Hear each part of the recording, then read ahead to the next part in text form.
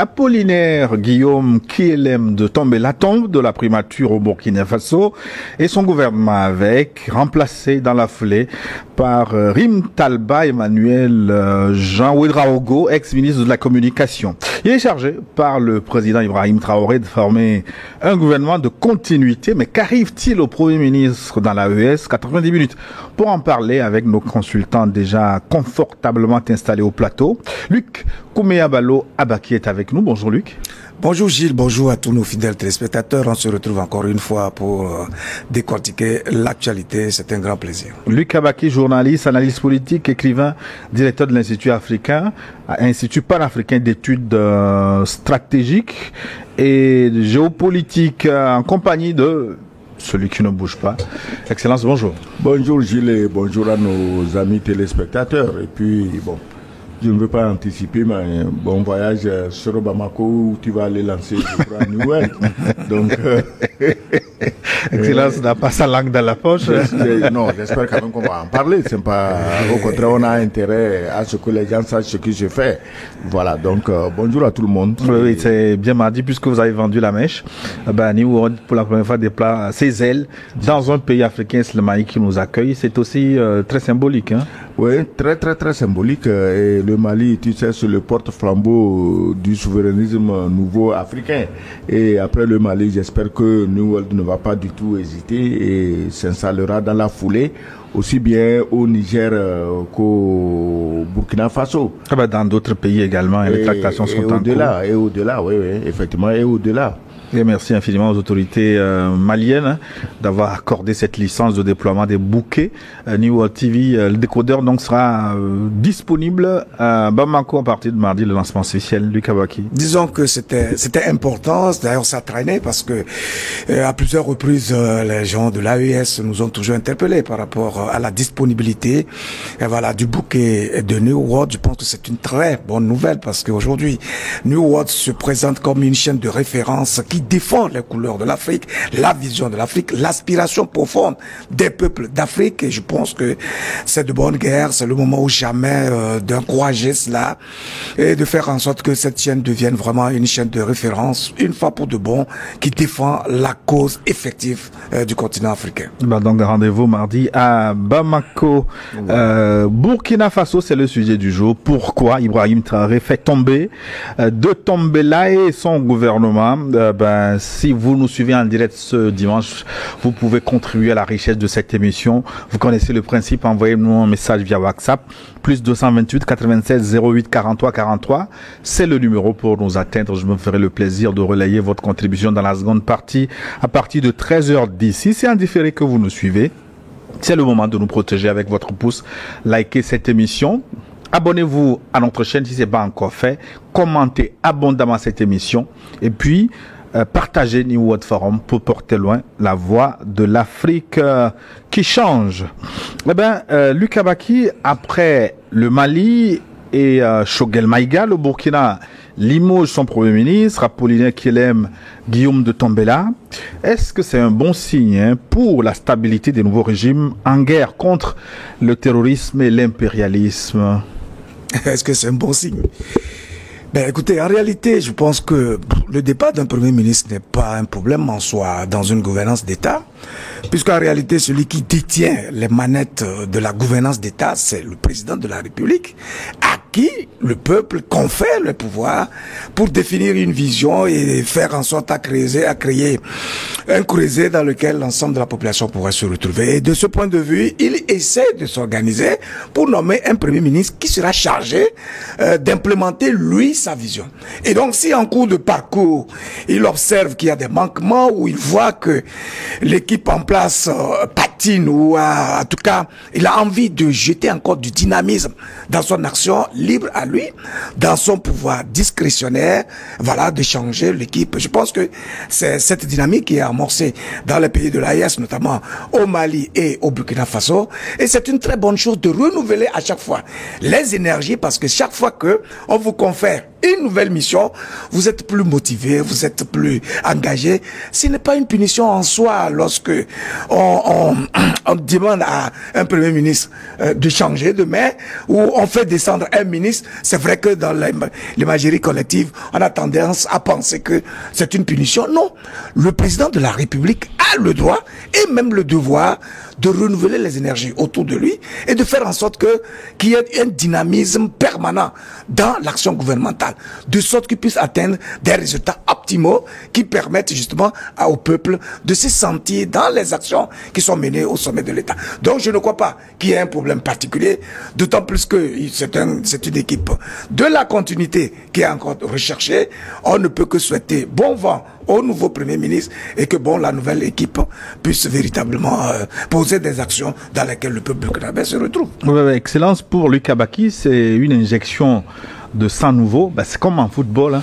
Dans une équipe, on peut faire un remplacement de joueur parce qu'il est fatigué, ou parce qu'on a changé de système de jeu, ou parce qu'on a un but à remonter, ou un score à conserver. On change d'équipe. Est-ce que vous voyez les choses de la même manière?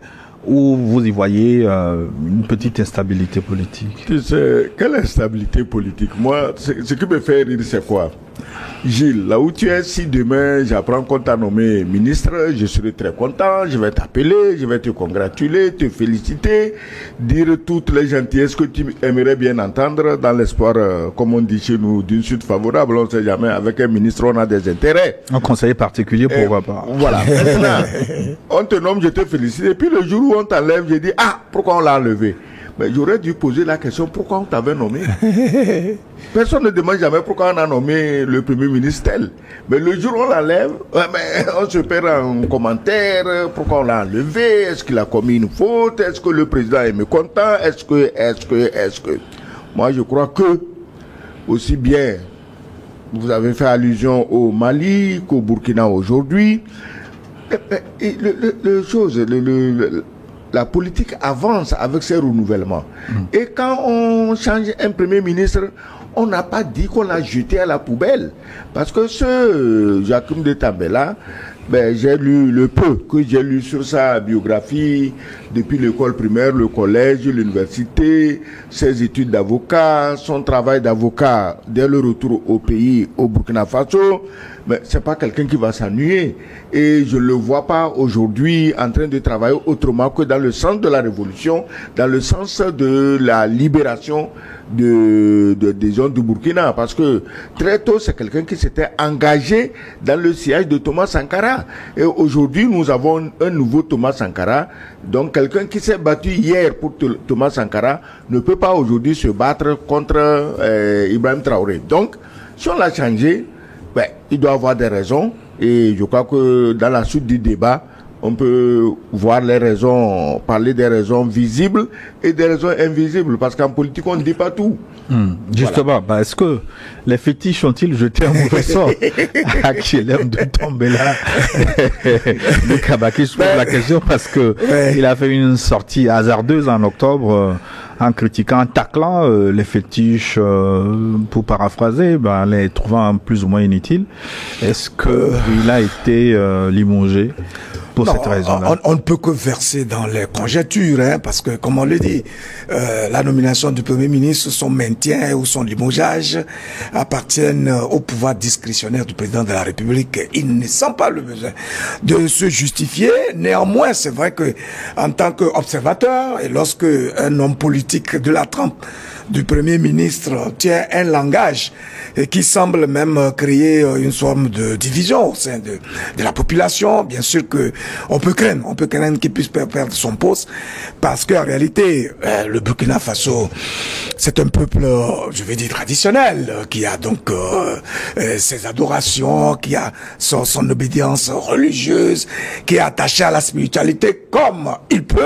Et donc, lorsque vous êtes à un poste aussi stratégique que celui du Premier ministre, vous êtes obligé de prendre une position transversale dans laquelle l'ensemble de la population va pouvoir se retrouver. C'est-à-dire que vous n'avez pas le droit de tenir des langages clivants. tendant à stigmatiser ou ostraciser une frange de la population pour son obédience religieuse, sa foi religieuse, etc., etc. Bon, je pense que c'était effectivement une erreur, sinon une faute. Oui. Une faute, Il a reconnu d'ailleurs en présentant ses excuses. Absolument, absolument. Et ça, c'est de bonne guerre, c'est une bonne position. Lorsque vous avez un lapsus ou un langage un peu abusif, mais quel que soit votre poste, bon, il faut bien reconnaître que vous avez fait une erreur et c'est une bonne chose. Maintenant, est-ce que cela a suffi pour justifier son limogeage? On ne saurait le dire. Encore une fois, c'est le président de la République qui peut, s'il veut bien, expliquer pourquoi il a senti la nécessité de changer cette équipe-là. Donc, dans tous les cas, le Burkina Faso regorge quand même de plus de 24 millions, de près de 24 millions d'âmes. Et lorsque vous arrivez dans ce lot-là à occuper un poste à ce niveau-là et vous faites jusqu'à 2 ans, je pense que c'est un privilège et il faut bien que d'autres mains viennent et monnayer leur talent et de sorte que, bon voilà, toute la dynamique qui est amorcée puisse être en continu et qu'on ait des résultats recherchés pour la révolution déjà enclenchée dans ce pays. Excellence, le dominateur commun de ces deux premiers ministres de la ESDMI, Choguel Maïga et Kyelem de Tombela, la langue. Hein. Oui, tu sais, la langue, moins tu parles, mieux ça vaut hein, en politique. C'est pourquoi j'admire beaucoup, même si souvent ça ne répond pas complètement à mon caractère personnel. J'admire beaucoup les gens qui se taisent. Parce que moins tu parles, moins tu as de problèmes. En politique, c'est comme ça. Malheureusement, ça dépend de quoi tu parles. Et quand il s'agit des croyances, je crois qu'un homme ou une femme à un niveau politique donné doit éviter des débats ou bien des propos frustrants. Cette histoire de bon, c'est les traditions, les gris-gris, ça sert à quoi? Et que pourquoi les colons, pourquoi ils n'ont pas pu résister aux colons? Quand quelqu'un parle comme ça, je me dis qu'il a une ignorance très profonde de ce qui s'est passé. C'est pas Dieu qui défend les peuples. Si Dieu devait descendre pour défendre les peuples, aucun peuple n'aurait été colonisé puisque nous sommes supposés être tous des enfants de Dieu. Aujourd'hui, qu'est-ce qu'on dit? Les gens le disent comme des boutades, ça fait rire. On dit mais que les Africains sont à genoux devant le Dieu d'Israël qui va les protéger, alors que Israël se protège avec des bombes atomiques. Donc quand quelqu'un dit mais pourquoi si ces gris-gris marchaient, pourquoi on a pu vous coloniser? Mais c'était les armes. Les Grigiri n'étaient pas conçus pour faire la guerre. Ils étaient conçus pour protéger les populations. Et en plus aujourd'hui, en réalité en Afrique, quand on dit par exemple au Togo, 30% de chrétiens, 24% de musulmans et le reste animistes. Non, en fait nous sommes 100% animistes. Ce que je dis, si quelqu'un n'est pas d'accord, eh ben, il vient au débat, on va lui dire ce qui se passe. Donc nous sommes en réalité, c'est pourquoi quand je vois des gens au nom de telle ou telle religion, en train de vouloir dénigrer les pratiquants des religions traditionnelles, je dis c'est du mensonge et de l'hypocrisie. Parce que nous sommes tous plus ou moins attachés à nos racines et nous croyons en cela. Malheureusement, aujourd'hui, nous sommes dimanche, hein, il y a des endroits de culte où quand tu vas, quand l'officiant a fini tout son charabia, ça ne fait rire ni applaudir personne, il fait une virée pour insulter les animistes. Ah, il ne faut pas faire comme les gens de Satan, machin. Tout le monde peut être pour Satan, sauf les animistes. Les gens qui n'adorent pas Satan, c'est les animistes. Le reste là, c'est un mélange indigeste des pratiques ésotériques venues de tous les coins du monde, de tous les peuples. On a mélangé. Tu prends la Bible, c'est un mélange incroyable de pratiques, de telle culture, de ceci, de cela. Donc les animistes sont les seuls qui travaillent loin du diable. Donc moi je crois que... Mais Excellence, la réclamation de la souveraineté, comme c'est le cas de ces pays, est-ce que ça ne devait pas rimer avec un retour justement aux valeurs endogènes critiquées malheureusement par Kyelem de Tombela? Le retour aux valeurs endogènes est obligatoire pour l'Afrique. Il faudrait qu'on essaie les Africains pour leur expliquer sur quoi est basé le développement dans les pays européens, en Amérique, dans les pays asiatiques. On ne se développe pas comme ça au hasard parce qu'on a découvert telle machine, on a inventé telle autre. D'ailleurs, la découverte, l'invention des machines, ça part d'abord de la spiritualité. Je ne sais pas pourquoi les Africains ont des problèmes à comprendre ça. Maintenant, les Africains manipulent des religions qui ne sont pas leur religion et le plus grave, c'est qu'ils ne comprennent rien à ces religions. Ils ne comprennent rien. Combien de chrétiens au Togo ici peuvent te dire en fait le Christ, comment ça s'est passé, c'était quoi l'objectif du Christ? Ou même les musulmans, combien peuvent te dire comment l'islam est né, comment il fonctionne? C'est pourquoi dans les pays arabes, quand on voit les noirs musulmans, mais ça fait rire un arabe de souche. Parce qu'il se dit, mais les gens là, ils cherchent quoi dans cette affaire-là? C'est pas leur affaire. Nous avons notre affaire. Nous avons nos croyances. Nous devons les respecter. Maintenant, si tu ne les respectes pas, c'est ton droit. En matière de croyances, franchement, il faut éviter de forcer les gens. Le prosélytisme, c'est ma religion qui est la meilleure. Mais toi, tu n'es pas encore mort. Tu n'es pas encore allé au ciel pour voir si tu vas aller au paradis juste parce que tu étais de telle ou telle religion. Donc, à partir de ce moment, nous sommes sur le même pied d'égalité. Musulmans, bouddhistes, shintoïstes, chrétiens, animistes, nous sommes exactement sur le même pied d'égalité. Après la mort, on verra. Mais comme personne n'est revenu après la mort, même Jésus qui est revenu après la mort, il ne nous a pas dit, pendant les 3 jours qu'il est parti là, avec son père, ce qui s'est passé. Il n'a jamais dit ça. On ne sait pas ce qui s'est passé, mais il est revenu à la vie. Mais comme nous tous, nous avons peur de la mort, et que chacun veut la vie éternelle, je ne sais même pas si finalement ça ne les ennuie pas de vivre éternellement. Et nous avons peur de la mort. Donc on dit, ah, il a ressuscité, donc nous tous, on va aller là-bas, on va ressusciter après la mort. La résurrection, les grâces ne sont pas gratuites, elles ne sont pas automatiques. Tout dépend de comment tu as vécu sur terre. Et je crois que c'est là que les animistes ont leur importance. Ils évitent certaines choses. Mais les religions où on tue, on fait guerre sainte, on tue les gens. On fait les croisades, on tue les gens. Et après, on vient nous dire que bon, c'est ces tueurs et égorgeurs-là qui vont aller au paradis. Quel paradis? Luc, je vous renvoie la même question. Si on ne veut plus des bases militaires des autres, de la langue des autres, des médias des autres, etc., finalement, il faut qu'on pose la question aussi, est-ce que la religion des autres, ça peut arranger? En réalité, tout devrait commencer par la question de la religion en Afrique. En réalité, qu'est-ce que c'est que la religion? On crée la religion pourquoi? Ou du moins la pratique spirituelle pourquoi? Justement parce que nous sommes conscients que nous sommes rattachés à un invisible que nous ne maîtrisons pas et nous ne pouvons que garder une connexion avec cet invisible-là parce que c'est à partir de l'invisible que le visible se crée et s'active. Vous voyez? Donc, tous les peuples du monde, je pense que l'ambassadeur l'a dit, tous les peuples du monde qui réussissent le pari d'évoluer, de s'épanouir, de se développer, se rattache fondamentalement à une spiritualité bien construite et bien assumée. C'est la clé de base qui permet de discipliner les peuples et de les tenir dans une vision ou dans un mode de pensée qui soit propre. Les Chinois, il a fallu qu'ils se rattachent à leur spiritualité, à eux, et même à leur tradition. De sorte qu'aujourd'hui, même la médecine traditionnelle en Chine est une médecine très développée. Et exportée. Parce que voilà, tout cela se relie à quoi? À un mode de pensée et d'action.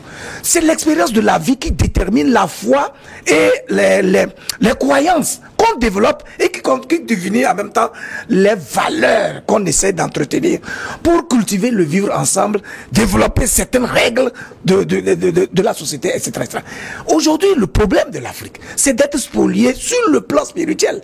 Parce que vous êtes dans une forme d'hybridation religieuse et spirituelle, donc vous êtes à un niveau périphérique de la spiritualité, vous ne pouvez pas développer l'énergie qui vous permet d'évoluer véritablement. Et donc, ce processus de souveraineté, d'indépendance, d'affirmation de notre identité doit partir d'un mode de pensée rattaché à nos cultures, à nos valeurs, à la conception ou au regard que nous portons sur la vie. Donc, un homme politique qui s'inscrit dans cette dynamique de souveraineté, qui malheureusement et de façon paradoxale finit par critiquer ce que nous avons d'authentique et d'unique à vendre au monde, c'est que véritablement, il n'a effectivement pas compris.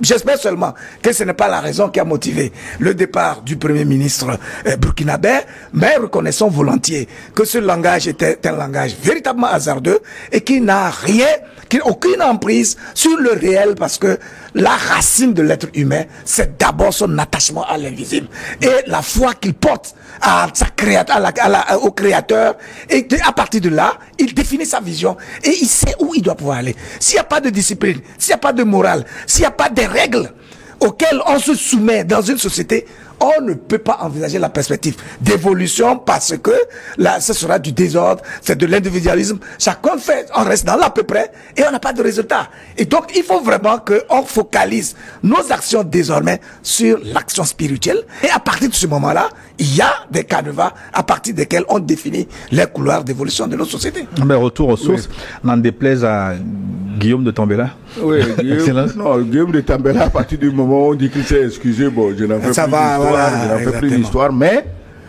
je dis ceci. L'Africain doit réfléchir. Je ne sais pas pourquoi nous ne réfléchissons pas. Bon, non, mais si je que les dis quelque Africains chose, ne réfléchissent on pas, va m'accuser de c'est caricatural. de complot, parce que je me suis dit que peut-être les petits vaccins qu'on fait à nos enfants dans la prime enfance, on a mis dedans quelque chose pour nous abrutir.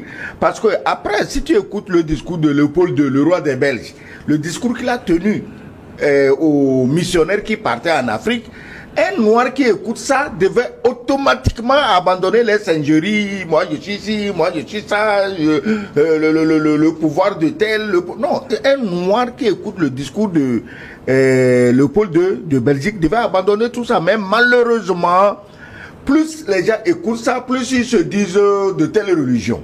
Les Blancs ont compris ça, que les Noirs ont besoin d'adorer quelque chose et de préférence d'adorer un Blanc.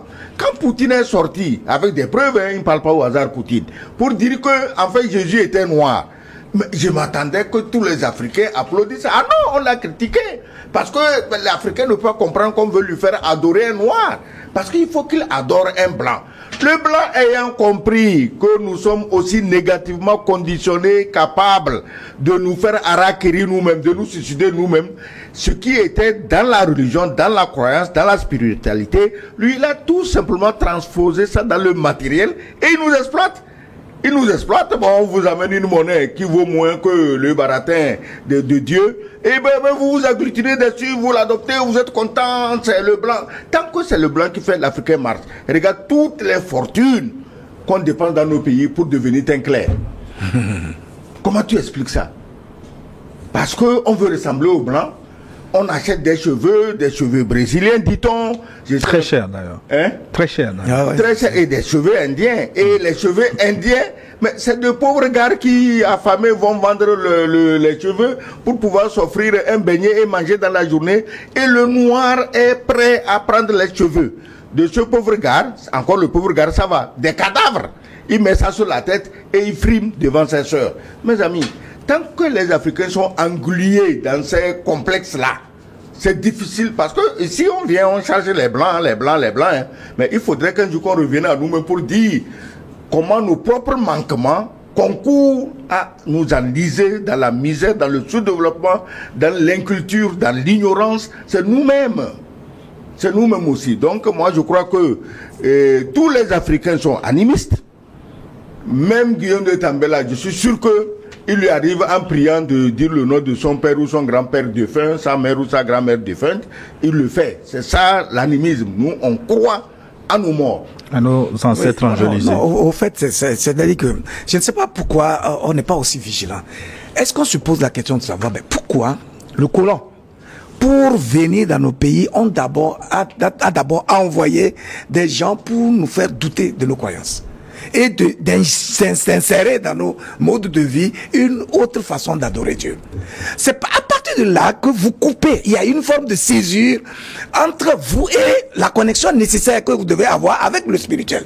Voilà pourquoi on a envoyé des missionnaires qui sont venus d'abord nous amener à douter de nos religions et de tout ce qu'on a comme patrimoine spirituel, nous permettant de nous sentir fiers d'appartenir à quelque chose de pérenne. Voilà la clé de base qui a permis donc aux colonisateurs de semer la zizanie, le désordre et donc de parvenir à nous coloniser jusqu'à aujourd'hui. Tant qu'on n'a pas des racines profondes, rattachées à quelque chose d'élevé, de véritablement spirituel, de grand dans notre esprit, évidemment tout ce que nous faisons sera toujours dans l'à peu près, parce que notre connexion n'est pas suffisamment imbibée dans une forme de vitalité spirituelle. Vous voyez? Donc je pense que ce sujet est extrêmement important et il va falloir qu'on commence à reparamétrer notre mental et à comprendre que sans une dimension spirituelle, on ne peut véritablement rien faire de grand et d'élevé. Cela dit, je voudrais qu'on revienne au bilan de Guillaume de Tambela. Il a fait 2 ans à la tête du gouvernement burkinabé. Est-il positif ce bilan? Oui, je vais parler du bilan de Guillaume de Tambela, mais je voulais ajouter quelque chose. Quand il parlait de la spiritualité, disons endogène, il a parlé de la médecine. Mais il faut aller en Chine ou en Inde pour comprendre comment la médecine traditionnelle marche. Hier, j'ai suivi un gars, un Ivoirien, qui fait dans la médecine traditionnelle avec les herbes, les plantes. Il dit qu'il revient d'un voyage en Asie. Il était en Chine, à la frontière avec l'Inde, avec la Birmanie, tout. Et il dit que les Chinois qui sont au top de la médecine traditionnelle avec les plantes reconnaissent que l'Afrique a des plantes autrement plus puissantes que ce qu'ils ont chez eux. Tout à fait. Et maintenant, nous, on est allé à l'école, on devait, disons, utiliser ces plantes, les travailler. Maintenant, nos médecins même sont formés pour être contre la médecine traditionnelle. Tu lui dis, j'ai pris ça, il dit, faut pas, il y a la posologie, fais attention. Bon, d'accord, il y a la posologie. Toi, tu es allé à l'école, tu es devenu docteur. Toi, tu es allé à l'école, tu es devenu pharmacien. Pharmacien, pourquoi tu ne te penches pas sur la posologie de ces plantes pour proposer à ton peuple des médicaments qui vont les soigner? On préfère boire les produits chimiques parce qu'ils sont européens, parce que ça vient de tuer les blancs, et on en amène maintenant Covid-19, on vous balance les pires conneries sous pratiquement menace, et aujourd'hui tout le monde voit qu'on avait été abusé, alors que dans ce pays, dans nos pays ici, les gens avaient des formules avec des plantes pour traiter le Covid-19. Mais si tu dis ça, tu es foutu. C'est comme le sida. Si tu dis je traite le sida, mais tu es foutu. Tu comprends? Donc, il faut revenir à cette spiritualité endogène et que cela va nous libérer sur le plan médical, sur le plan économique, sur le plan scientifique. On néglige même. Il y a des jeunes en Afrique qui peuvent découvrir et inventer des choses extraordinaires. Mais personne ne leur accorde d'importance. Il faut qu'on dise que c'est le blanc. Tu vois les Africains en train de danser, le blanc est venu, Yovo va nous sauver. Yovo va vous sauver, mais vous avez avec vous vos propres enfants qui sont 100 fois plus intelligents que le Yovo qui vous fait danser parce qu'il va vous sauver. Mais je crois que c'est un débat. Il faudrait qu'à tous les niveaux, ce débat soit ouvert pour que les gens commencent à se réveiller. Oui, retour au bilan de Tambela. Retour au bilan de Tambela. Lui particulièrement, je n'ai pas vu les choses, mais je fais le bilan de tout le gouvernement depuis qu'il est là jusqu'à aujourd'hui. Et quand on voit les performances du Burkina dans tous les domaines, dans le domaine militaire, leur capacité, leur équipement et leur capacité de riposte face aux terroristes, quand on voit les réalisations qu'ils sont en train de faire sur le plan agricole, sur le plan industriel, j'espère que à Bamako, il y a déjà les boîtes de tomates fabriquées au Burkina. Il faut nous en amener 2 ou 3. Mais sur le plan industriel, sur le plan médical, ils construisent des hôpitaux. Quand tu vois ce bilan, c'est vrai, c'est le président, mais on ne peut pas négliger le rôle que joue le Premier ministre dans la réalisation de ce bilan. Donc personnellement, je me dis que le rôle de Apollinaire de Tambela est un rôle vraiment positif. Il a accompagné le président Ibrahim Traoré dans la bonne direction. Ils ont fait un très bon travail et c'est pourquoi je disais à l'entame ici que même en partant, vu son parcours, son expérience et tout, il ne peut pas abandonner la révolution, il ne peut pas abandonner la lutte légitime du peuple burkinabé pour sa souveraineté complète. Donc, bilan positif. Les Kabaki, le Burkina change-t-il positivement? Absolument, non, ça, il faut le dire. Je pense qu'il y a beaucoup d'actions intéressantes au Burkina et c'est en cela que nous sommes confiants que la dynamique révolutionnaire qui est donc enclenchée dans les pays de l'AES va aller de l'avant et elle va vraiment inspirer beaucoup de pays dans notre sous-région. Parce que au Burkina précisément, c'est vrai, vous parlez du bilan de Tambela, mais c'est une dynamique d'ensemble. C'est une question d'écosystème politique concret. Et je crois qu'en cela, le premier comptable justement des résultats auxquels le Burkina est en train d'arriver aujourd'hui, c'est le président Ibrahim Traoré, qui est un orateur fin et qui sait tremper sa parole dans les valeurs endogènes et qui mobilise justement les consciences autour de sa vision. Et à partir de ce moment-là, le Premier ministre qui est chargé justement d'implémenter cette vision-là ne fait que coordonner l'action gouvernementale de sorte que tous les points définis puissent être véritablement matérialisés. Aujourd'hui, il y a une lutte farouche contre la corruption. Vous savez que le procès contre ceux qui ont détourné des milliards au ministère des Affaires sociales et de l'humanisme a commencé.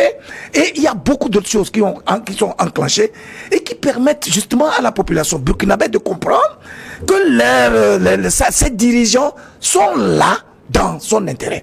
C'est ça l'important en vérité. C'est-à-dire que au-delà du génie qu'un dirigeant peut avoir, c'est sa capacité à mobiliser la masse, la conscience autour de ce qu'il veut pour l'ensemble de la masse. Et une fois que le dirigeant parvient à convaincre la population qu'il est là pour lui et qu'il travaille, il fait en sorte à le mettre dans sa responsabilité. Et chaque citoyen comprend que chaque action qu'il mène contribue à créer l'écosystème idéal dans lequel l'ensemble de la population va évoluer, vous allez voir qu'il doit avoir une dynamique. Et je pense que ce pari-là est véritablement réussi par Ibrahim Traoré et son équipe gouvernementale. Et en cela, donc, Guillaume de Tambélé est donc comptable donc de ces résultats assez encourageants, et nous ne pouvons que souhaiter une évolution progressive de cette dynamique-là, parce que elle doit pouvoir enclencher le processus de développement effectif, aussi bien du Burkina Faso que des autres pays de l'AES qui sont dans cette dynamique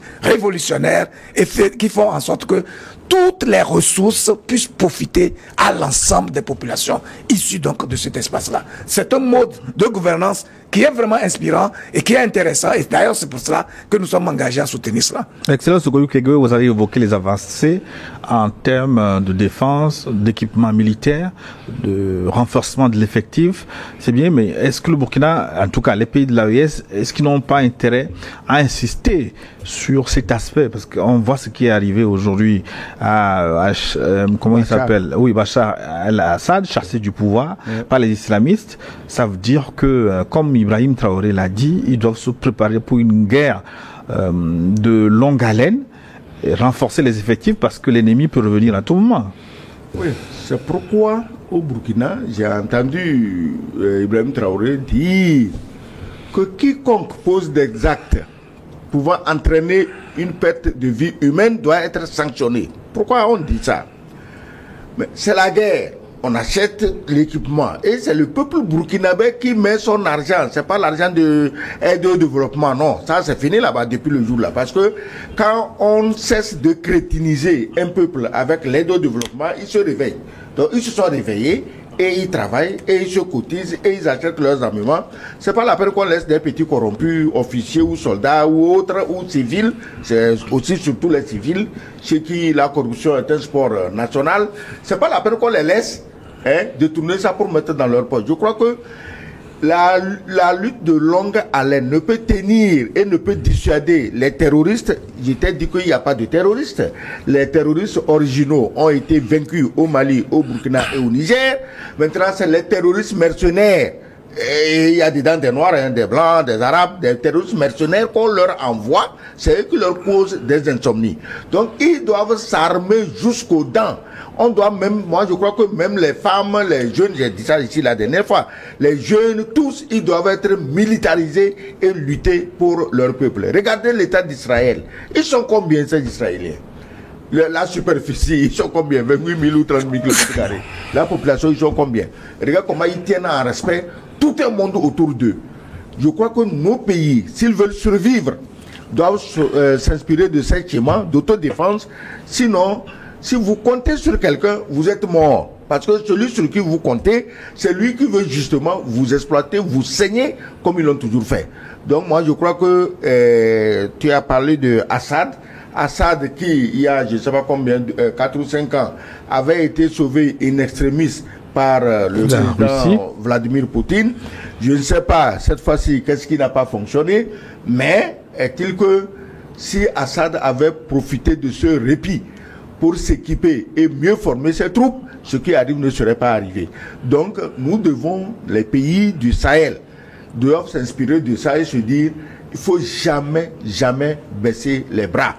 Ils doivent se conduire à la limite comme Kim Jong-un en Corée du Nord. Toutes les forces sont concentrées sur l'armement, jusqu'à la bombe nucléaire, et tu te fais respecter. Les Kabaki, oui. Quelles leçons tirées de la chute de Bachar el-Assad au Sahel? Non, mais écoutez, je pense que c'est un principe général, hein, même pour nos vies individuelles. Le fait de commettre l'erreur de compter sur autrui, autrement que sur soi, est une erreur grossière. Et donc, par principe, si nous comprenons très bien que nous existons sur cette terre pour d'abord étudier notre environnement et faire en sorte à utiliser des outils dont nous disposons pour nous garantir notre vie, il suffit d'élargir cela au contexte de la nation, de nos comités, pour comprendre que le principe de base, c'est de voir le potentiel dont nous disposons d'abord. Et comment le valoriser, le capitaliser pour en faire un bouclier qui nous sécurise en bonne et due forme.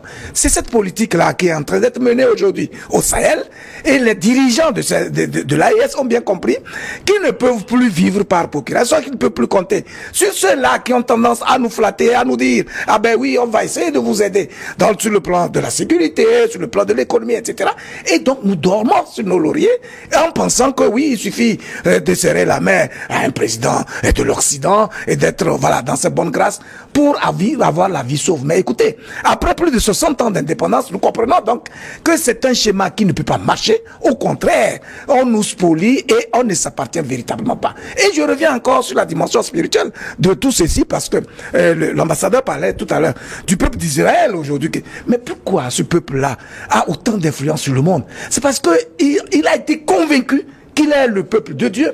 Et à partir de ce moment-là, il a la conviction, il se dit que Dieu étant extrêmement puissant à tout point de vue, chaque citoyen pensant qu'il est donc le fils de Dieu, etc., agit comme Dieu.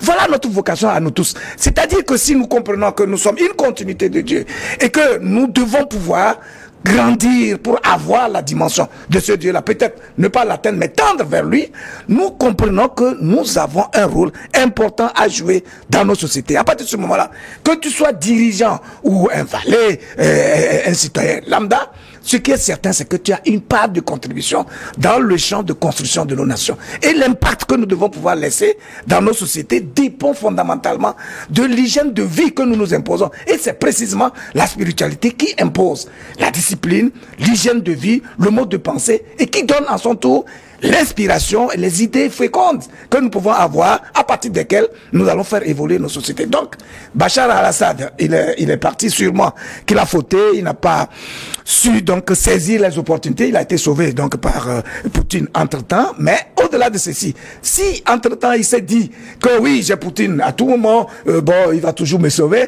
alors là, il a dormi sur ses lauriers, et voilà. Et à un moment donné, malheureusement, vous tombez comme ça parce que celui-là qui vous soutient a aussi ses préoccupations.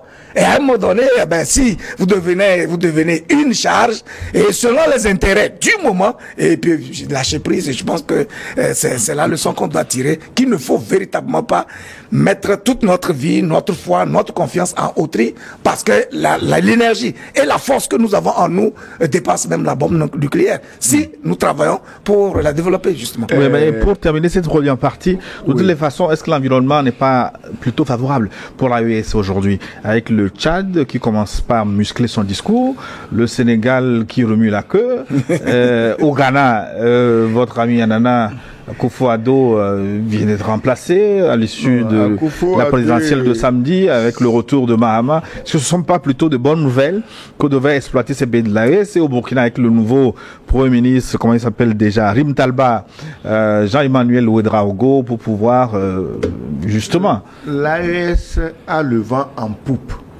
Tous les alignements d'étoiles sont favorables à l'AES. Et le destin de l'Afrique de l'Ouest est dans l'AES. Ce n'est pas le destin de l'AES qui est dans la foutue CEDEAO. le destin de l'Afrique de l'Ouest aujourd'hui est dans l'AES. Si les gens ne veulent pas comprendre ça, tu parlais du président du Ghana qui vient de tomber. Comme dernier cadeau, avant sa fin, il est allé encore promettre au pauvre Macron. Macron, finalement, il souffre. Hein, parce que les gens aiment lui promettre ce qu'il ne peut pas faire. Il est allé lui promettre, je vais ramener l'AES dans la CEDEAO. Bon, il vient de tomber. On attend patiemment pour voir si son successeur aussi a soif des coups de main sur le perron de l'Élysée, ou bien si c'est un président souverainiste. Le Ghana est un pays souverainiste, on parle de panafricanisme. La source du panafricanisme, du moins en Afrique de l'Ouest, vient du Ghana avec le Sadifo Dr Kwame Nkrumah.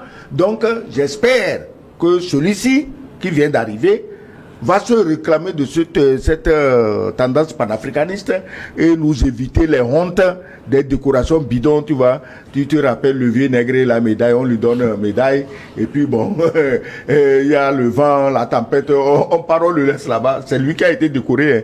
On part, on le laisse là-bas. Alors, le vieux méca, comme dit l'histoire. Donc, que les nègres caillent encore sur le perron de l'Élysée pour quémander des décorations bidons en plein 21e siècle. Avec tout ce que nous voyons, j'espère que lui va nous épargner de cette honte-là. Sinon, je voulais dire, je revenais sur l'aspect pour dire la spiritualité pour dire que, est-ce que tu sais, la Bible de l'hindouisme, la Bhagavad Gita, mais il semblerait, je n'ai pas la preuve, hein, je ne l'ai pas lu, c'est grand comme ça, que le secret de la bombe atomique se trouvait dans la Bhagavad Gita, que les Indiens ont utilisé. Personne n'a dit d'où les Indiens ont pris le secret de la bombe atomique. On sait que les Russes en ont pris chez les Anglais, les autres en ont pris ici, les Einstein et choses, eux, ils ont commencé en Amérique, ils ont fait leurs bombes. Mais les autres pays, comment ça s'est passé? Aujourd'hui, les Africains aussi, s'ils puisaient dans leur spiritualité, ils trouveraient des armes pour pouvoir se défendre. Quand on te parle aujourd'hui des Dogons qui ont des connaissances astronomiques plus avancées même que ce que la NASA fait, tu te dis que si on prend toutes leurs choses, leurs écritures et tout, on va découvrir des formules qui vont nous permettre de nous défendre. On va s'arrêter là pour la première partie de New World Forum. On va se retrouver dans une quinzaine de minutes avec vos contributions que vous envoyez abondamment au plus 228 96 08 43 43. Pour l'instant, nous marquons une pause pour des impératifs commerciaux. Ensuite, une nouvelle édition du journal. On se retrouve tout à l'heure.